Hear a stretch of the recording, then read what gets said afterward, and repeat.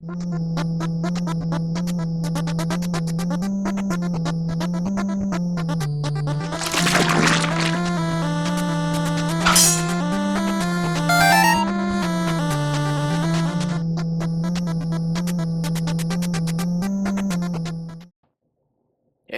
crafters, Roderick here today. Yeah, that was a little scary, that last video that DM Scotty did. I thought, that could be the end. There's no way that it could be the end of Roderick. Hold on, Roderick. Introduce the video. Come on. We don't have time for this. Oh, right. Okay, DM Scotty. Sorry, I just don't get a lot of time to introduce things. All right. I want to talk a little bit. Okay. I was a little scary last time you did that video. I freaked out some people, so I thought I should talk about my feelings, and then I'll go out and kill some more orcs. Okay, so yeah. So today, what are we doing today? Oh, right. Yeah. We're doing Giantess's tomb, and this is pretty cool. I don't know what Scotty's doing to make this, but yeah, it should be pretty cool. It usually is sometimes. Yeah, I mean the best parts are when I'm in them. Roderick! All right. Let's get to this. Let's get to this craft. All right. Okay. There we go.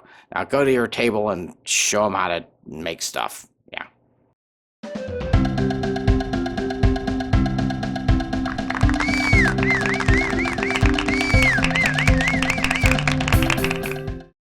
All right, crafters, to start this too, I'm going to use a piece of dollar store foam core. It's 4 by 2 1/4, and I'm going to pull the paper off. That's what's so great about this Dollar Tree foam core, right? And now with that exposed foam, I'm going to start drawing into it. I'm going to draw a frame around this. This is going to be the top of the tomb, and I'll draw a little frame into this. And the technique is just so great. You just use a ballpoint pen, and it pushes into the foam, and you get a really nice impression.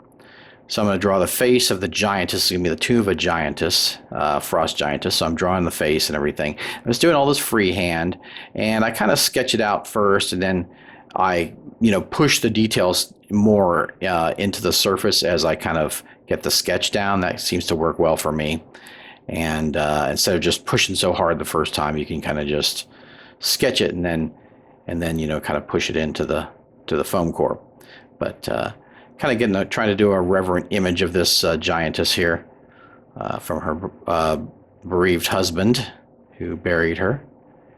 And yeah, this is just really easy to do. I'm not trying to do any super complicated design. It's just basic shapes and that kind of thing. Oh, get out of there, Scotty. And holding this kind of mace in her hand and flowing robes coming down. So I think it's really looking nice, actually. So it'll be just enough detail, I think, to make it so it's not just a flat tomb. It has some interest, and you can actually see the image.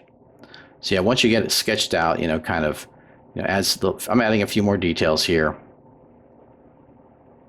Yeah, just around the edge there. So cool. I'm really pleased with that.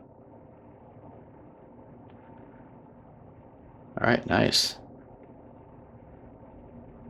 So always some little extra detail you want to add.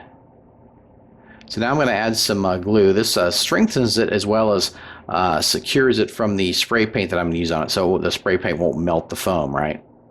So I'll do a couple coats of that.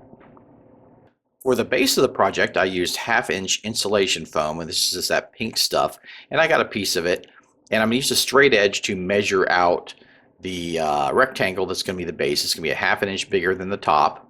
Okay, now I cut it out. When I cut it out, I used a very sharp razor knife. I used a metal straight edge, and when you try to cut through the material, don't try to just slash it all at once. Do several swipes, and that'll make it easier to cut through without damaging the material right there. And you can see I've got a really nice line on here, so really great.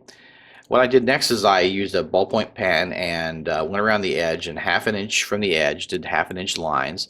And you can see that kind of lines up with the top, but gives a really nice kind of detail on there, so it's not just a regular rectangle, right? It adds some more detail to the piece.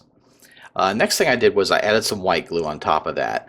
So what that does is it protects the foam from the spray paint because it will melt, but it also, I feel, kind of helps join the piece together very substantially. Even though I hot glued the top on there, I feel that the glue really helps hold it all together, right? It gives an extra layer of bonding.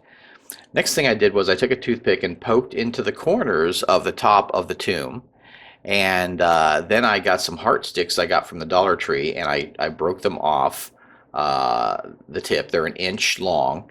And I used my hot glue gun and glued those into the corners. So that's, I think, a really nice detail on that, right? Another thing I did was I did some hot glue on the corners of the tomb itself and glued in metal tacks, okay? And a little weird right now, but you'll see why. Okay. Then I added some jewelry settings. So I used my Goop or E6000 and glued those to the top of the metal tacks. So I think that's really great. It gave a really nice kind of detail that looks, ornamental and very cool. So then I just painted it up with my standard techniques of using the sponge. And let's hit the table and I'll show you what that looks like. Here we go, crafters. Here's our Giantesses tomb. You see they have some other crafts in there from other episodes, the pillars and those magical lights. And pretty nice setup there. So let's check it out. Let's check out the tomb itself. So very cheap, easy, and effective to do. And the paint just really adds to it. I just used some blue-gray, some gray. I also used some light, like off-white on there. So I just think it's a really effective and easy to do. So, wow, there you go. Easy way to do a Giantess's tomb or any other kind of monument you might want to do. So, hope you enjoyed this one, guys. Take care. Hey guys, Roderick here. I'm going to try out this potion of giant growth, and we'll see how it goes. All right. Yeah, let's see. Ooh, effect should happen any second here. Okay. Yeah. Oh, there it goes. Oh, I feel it happening. Oh, yeah, there we go. Giant Roderick smash. Well,